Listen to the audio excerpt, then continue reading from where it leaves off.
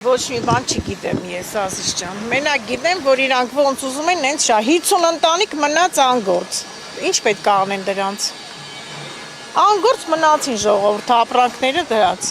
Ասում եմ, որ երթևեկությանն է խոչընդոտում, ցուցանումները։ Իրանց ամեն ինչը չի խոչընդոտում, տարածքն է խոչընդոտում։ Թող իրանք կալվածքները տենան, որտեղ են խոչընդոտում, նոր գան մեզի վնաս տան։ Այսքան ժողովրդի վրաս են տվել, հերիք չի, չեն բավարարվում։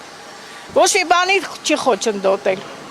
Թող իրանք տարածքների, տների մոտի ասֆալտների մասին մտածեն, որ ավելանալով գնում են, ոչ թե գանես 50 ընտանիքին անհաց թողեն։ Ապրանքներ եղել են կրպակներում տեղի։ Ոնց չի եղելի, չէ դատարկել են տղաները։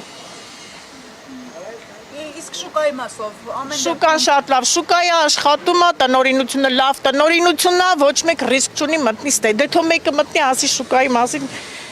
գլուխները մեկ-մեկ ջարդելով Դասում են տարիներ շարունակ այդ խնդիրը եղել է շուկայի ապամոնտաժման հարցը դրվում, բայց ժամանակի հարց է։ Ոչ մի անգամ է չի եղել, ոչ է քանդելու նպատակ ունենք։ Փորձվեն մենակ։ շնորհակալություն։